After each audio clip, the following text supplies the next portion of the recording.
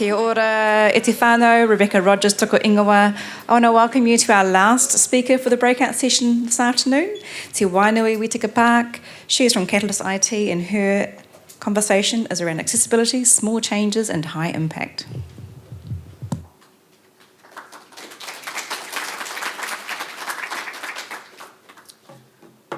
Hello. Okay, cool. Sorry. Kia ora koutou. Ka nui te mihi kia koutou katoa. My name is Te Wainui, and I work at Catalyst IT. And today I'm going to be sharing accessibility and how it is annoying to me every day. Can you all close your eyes if possible, please?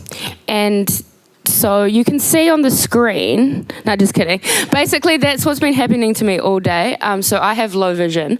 I used to have to use a cane to get around public spaces. I recently got some better contact lenses, so I am manoeuvring along okay. Can't see all the details of people's faces, and I kind of attribute that to why I'm not afraid of public speaking, because I can't see all you judging me. But basically, I have been sitting at this conference, and it's been amazing, and there's lots of awesome whakaaro. But everyone seems to be as you can see on the slide, and I'm not really, I can't really see that, sorry. So that's probably one of my first pieces of advice, small change, high impact. Maybe just say something like, you might be able to see on the screen, or describe what is on the screen. Even if it's a picture. So, for example, there's a dude on the screen and he has this coloured hair or something like that.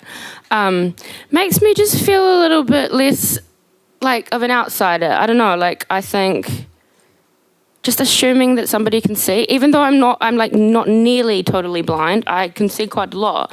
Can't see it, so sorry, but yeah.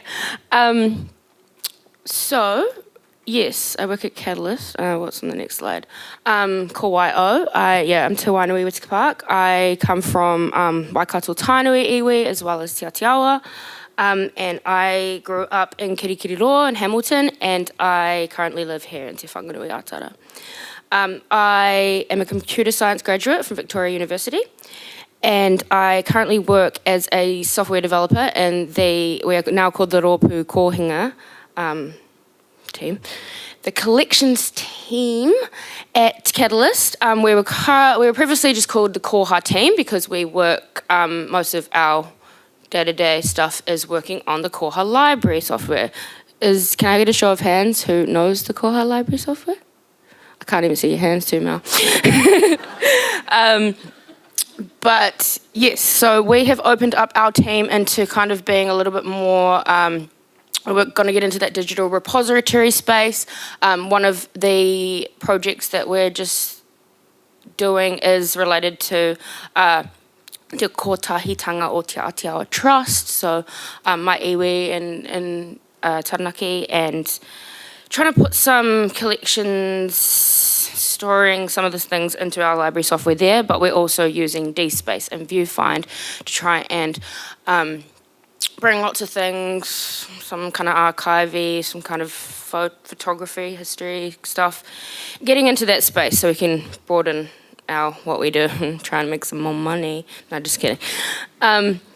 I am an open source advocate. We are very into open source at Catalyst. It's our main kaupapa. And I just really like the free and open access to being able to, in the kind of terms of the technology world and working on a software project from anywhere in the world. If you don't know, Koha was started in Aotearoa and it is used pretty much in every continent. I don't know if it's in Antarctica. But it's just amazing that I get to work with people on the other side of the world to develop this software for kind of bettering some people's lives and their daily lives and their mahi. I have low vision, so I'm an accessibility advocate, and I go around and just shove accessibility down people's throats. I'll keep asking questions after your presentations about accessibility. I will keep annoying you about it because I'm annoyed about not having a very accessible life all the time, but don't take it too personally. We're all growing, and I probably won't even be that accessible in this presentation. So it's all good. Yeah, Catalyst IT, the place that I work for, that has sent me here today, thank you. We are reading the slides. So Catalyst, expert open source solutions, freedom to innovate through the power of open source software. Yeah, our big kaupapa.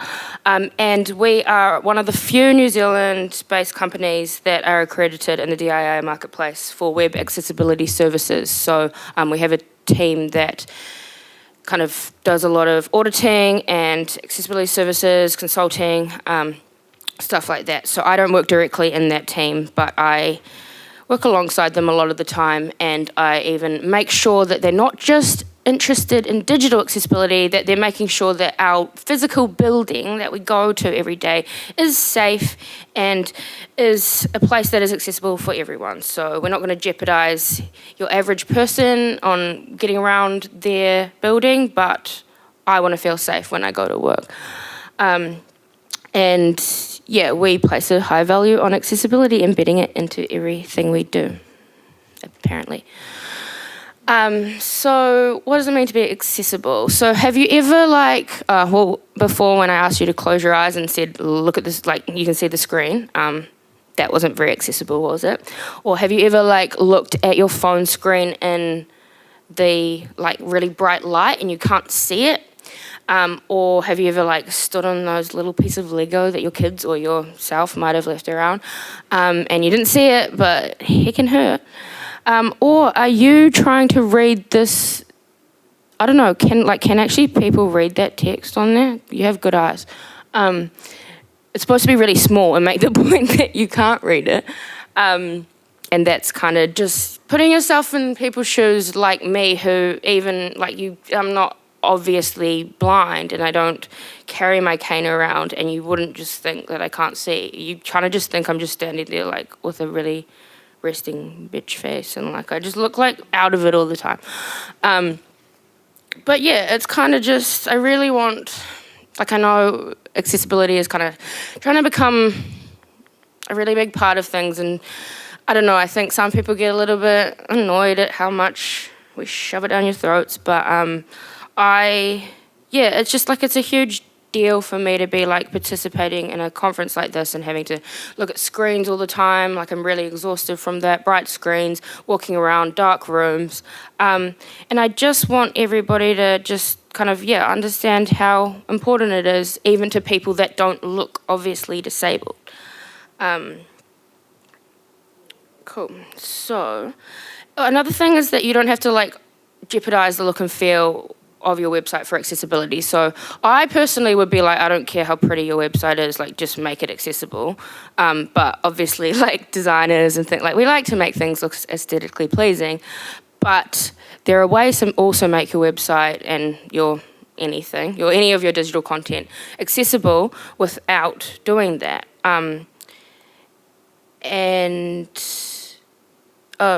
Yeah, there is. And then there's a slide now that I'm going to go back to talking about Koha. Sorry. I had a lot of help with these slides from our marketing and design team. And because I didn't put them together, I'm sorry, I might not be speaking exactly to the slides. But anyway, back to Koha. It's a fully featured scalable library management system. Development is sponsored by librarian volunteers and support companies worldwide.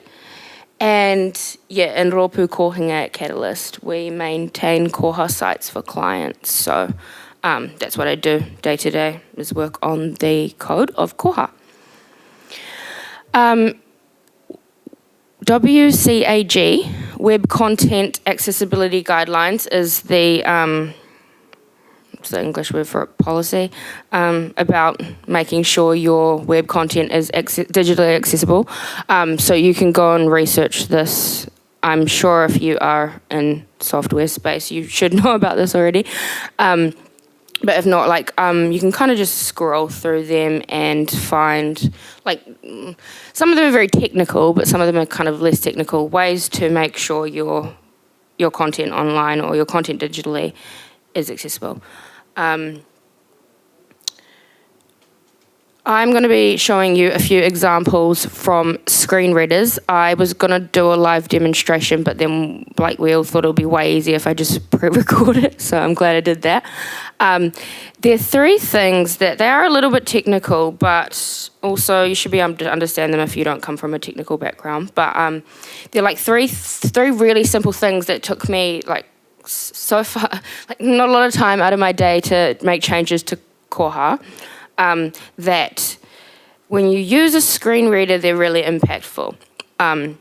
So the slide also says these are small changes. These are small changes that can make a big impact for your website visitors. And so number one is page titles, but I do know that the slides are mixed around, so there's three things. Page titles, headings, and form and table elements. And so I'm going to take you through a little demonstration. I'm just going to see what... Page. Okay, wait. Koha administration heading level 1. It doesn't go back. Page. Share content with Mana KB. Heading if level you can 4. hear this, just... Page. Share anonymous take in what you usage can. statistics with the Koha community. Heading level 4. Page. System preferences link. Heading level 4. Page. Hint. Heading level 4. Page. Basic parameters. Heading level 3. Page. Patrons and circulation. Heading level 3. Page. Accounting. Heading level 3. Page. Plugins. Heading level 3. Page. Jobs. Heading level 3. Page. Catalog. Heading level 3. Page. Acquisition parameters. Heading level 3. Page. Additional parameters. Heading level 3. Page. Wrapping to top. Koha administration. Heading level 1. Cool. So that was a bad example of headings, and like, did that make any sense to anyone, whether or not you were looking at the screen or like not? Because it made sense. Okay. Cool. That's good. Basically, it makes it like it's enough sense. You can get the gist of it, but it's kind of basically saying that like heading level 3 is the third hierarchy of headings, and it at the start said like it went from heading level 1 to heading level 4 and then back to heading level 3. So it's kind of implying that like there's missing information in between. And so this is also something that I'd probably pay attention if you're less technical, because if you put in text into like a more user interface, you know how you can kind of do like heading level 1, heading level 2, like even when you're just typing stuff in, I think you can do it in like Word and stuff like that. But it just makes like the hierarchical, view or sound like a lot more seamless. So if you want to know what is the main heading of the page, what is the second heading, what comes under that heading, and where, like, how is it structurally done? Next. Administration. Example. Page. Koha administration heading level 1. Page. Share content with Mana KB. Heading level 2. Page. Share anonymous usage statistics with the Koha community. Heading level 2. Page.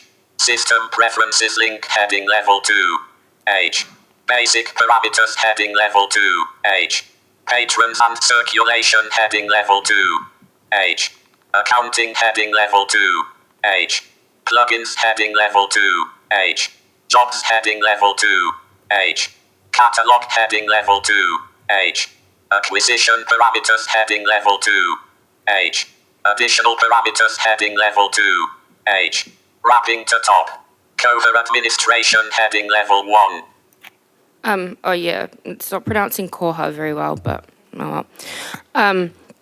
So if that made any sense, it's a bit confusing, sorry, like with the screen recordings, but I was like, when I was recording this, I was pushing H, which means go to the next heading. So it skips to the next section. And so that's why it's kind of so important that the headings make sense. So you push H, get to it, like one of the catalog, for example, and then you can push next to go through those things. So you want them to be well tagged, like good headings, so that you can just quickly maneuver through. So basically, you don't want to be reading out the whole freaking thing. through the screen reader, and then like you're taking a lot more time than those people who are sighted that can just skim through a page and then find the heading that they're looking for. So you want to kind of replicate that when you're using a screen reader. Sorry, I'm just... I think the next slide is page titles. So page titles, it sounds like headings, but you know, when you're like on a tab on a computer and you have, it like says, you know, when you switch between tabs and it says like what the page is about. And so a lot of the times the first thing in it is just the name of the website. So if you're scrolling, if you've got heaps of tabs open of the same website and they all just keep saying like, what's something, Google, like, and you just had like 100 tabs of Google, like how are you supposed to quickly click on the one that is about Google Docs or Google News or whatever Google does? So that's what page title is. I'll switch to the video. Tab. Koha reports, guided reports, wizard, saved reports, Google Chrome tab. Koha tools, patron lists, Google Chrome left tab. Koha online catalog libraries, Pleasant Valley, Google Chrome tab. Koha reports, guided reports, wizard, saved reports, left tab. Koha tools, patron lists, Google Chrome, wine left tab. Koha online catalog libraries, Pleasant Valley, Google Chrome. Yeah, so basically, if you can see the screen, if you can, there are, like, you can only really see Koha and a little bit of the next word after the arrow. So, like, what is that tab about, really? And so even, like, not with the screen reader, like, just looking at it, like what's on the slide now, it's like so I have things very zoomed up in my screen. That's kind of how I do things. I don't generally use a screen reader because I'm a coder. It wouldn't make any sense. But even like this is a visual representation of like how if you're zoomed up too much, it's cutting off the rest of the thing. And I know I'm on Koha. I don't care. I care about what's on the end of that line. So you also have to like listen to the whole thing going Koha report blah blah blah blah, to see that, to understand which tab you're on. And so that's another thing of like, it's just taking too much time. Whereas if you had this screen and you had normal sight, good vision, it's probably not going to be that zoomed up so you could see the rest of what the title is. So went in and changed it round. So just put it in the other way so that Koha was on the end. So the next slide, next video is an example of that. Let tab. Saved reports, guided reports, wizard reports, Koha, Google tab. Patron lists, tools, Koha, Google Chrome, Y left tab. Pleasant Valley libraries, Koha online catalog, Google Chrome tab. Saved reports, guided reports, wizard reports, Koha, Google Chrome tab. Patron lists, tools, Koha, Google Chrome, Wainui tab. Pleasant Valley libraries, Koha online catalog, Google Chrome tab. Saved report tab. Patron lists tab. Pleasant Valley library tab. Saved reports tab. Patron lists tab. Pleasant Valley libraries tab. Saved report. Yeah, so if that made sense, it's kind of, yeah, so if you can see the screen visually, you can already tell that saved report, like something's saved something's patron list, and something's Pleasant Valley. So already you can see that visually that they're different, and even with that zoomed in screen in mine, I can tell which tabs are different. And then with the screen reader, you don't have to listen to the whole shebang. You can just hear saved reports, tab it again, hear patron list, tab it again. So again, it just really makes that a lot faster. Turn page. Lists heading level 1. I'll just let this go. Your lists visited link. New list link. List name column header. Test list link. Okay, so we're on to tables next, which are like tables of information, data. And so there's this thing called captions. This is a bit more technical and codey, so sorry if you don't care about that. But, yep. Basically, this screen reader read out lists, your lists, new lists, and then started talking about the table. And so it's just, there's not a lot of context in it. So we add these things in the coding called captions. There's currently nothing in there right now. If I go to the next one, it'll add when I go to the next slide, we're adding in a visual caption. Lists heading level 1. Your lists visited link. New list link. Your lists caption. List name column header. Test list link. Cool, so this is added in a visual caption. You do that in the code, but it seems like a bit redundant when you look at it visually because it's already said your lists above. So I don't know, a lot of people have problems with redundancy. I don't, but it doesn't look necessarily the nicest. It adds more information to the page that you probably don't need. So not jeopardizing the look and feel of the website by making a lot of redundancy, we go and we tag it with a thing called screen reader only. So it's going to be hidden on the page visually, but the screen reader is going to read it out. So here's an example of that. Page. Lists heading level 1. Your lists visited link. New list link. Your lists caption. List name column header. Test list link. Cool. So yeah, it's just completely visually hidden. It's not on the screen right now, but yeah, the screen reader read it out. So it's just a way to put it in. It's not going to change your life if you don't need a screen reader, but it's going to massively change other people's lives if they do. Okay, and then the last examples are about forms. So those are where you input data and forms on the internet. So it's a similar thing. It's called a legend to describe what a form is. So here is one without. Page. Serials heading level 1. Is an entry. Title. And cool. So serial, the heading is serials, and then it goes into a form, and I don't know, you don't really know what you're talking about if it's just serial ISN, which means ISSN. It doesn't have a lot of context, so not having a legend in there visually or in the screen reader doesn't really make sense. It's what am I supposed to be putting into this form? So we add one in. Serials heading level 1. Search subscriptions. Is an entry. Title. Entry. Cool. So, this is put in visually, the legend of search subscriptions. So that is being attached to the form. So you're on the page, it's called serials, and then it tells you to search subscriptions, and that's what the form's doing. So I think, for this example, visually it's better to have it there. But then we can just hide it again if it didn't make sense. Serials heading level 1. Search subscriptions. Is an entry.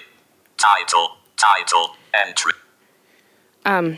So same thing, kind of thing. You can either have it there or you can hide it, but it still makes it accessible for that screen reader.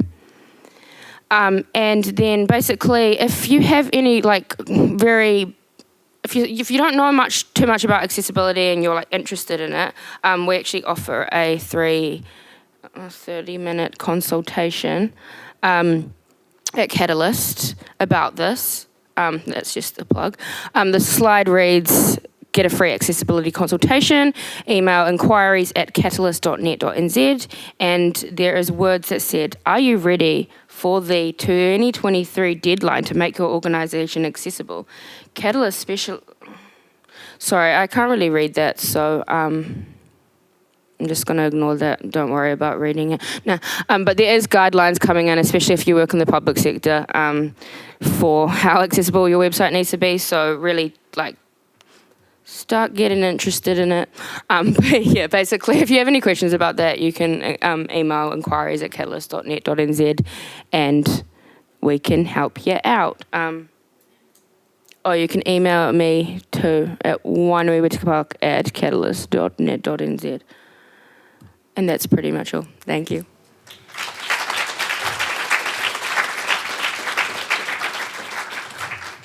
Kia ora, we do have time for a question. There was one here, but it's just disappeared, so I'm not quite sure if that person's, retracted that. But if anyone's got an open mic, I can walk around and pass it on.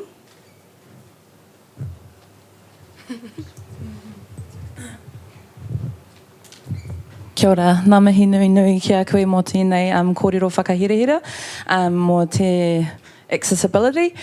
Just wondering about like bilingual, so on our website we've got bilingual titles and things like that. Is that troubling for accessibility? And then just listening to that reader, man, that like was hurting my ears.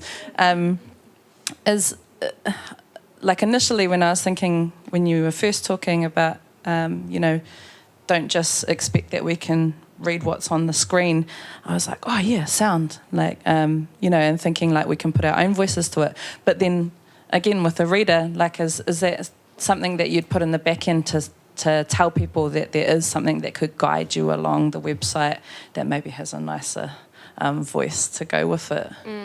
So that screen reader is something that you like is on your computer and it starts reading things out. That one is called Orca. It's an open source free one. So maybe not the best. And yeah, definitely an annoying voice. But just sharing that with you to show some of the frustration of accessibility.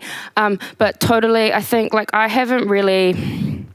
With Koha in particular, we don't have the bilingual stuff. It just changes into Te Reo Māori. So unfortunately, we haven't really explored that much. I am really like trying to get Koha going into, accessibility going into Koha. But I would, Will, is he here? Will Minty, talking about the bilingual stuff yesterday, and like I was very intrigued in how he'd tag that as well. But I'd probably just say put, like if you've got two headings, one, can I go back on my slide? No. When I said like, who am I, call Y-O, I'd probably just tag them both the same, like both the same hierarchy.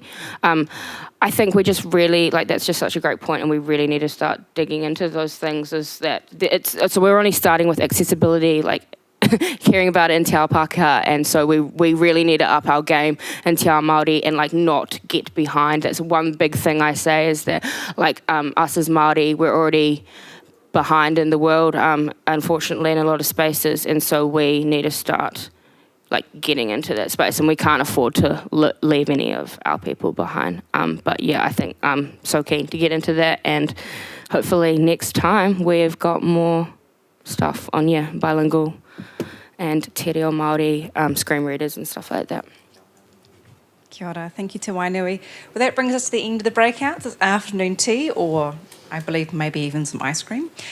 So make your way to Oceania and we'll meet again in Soundings this afternoon.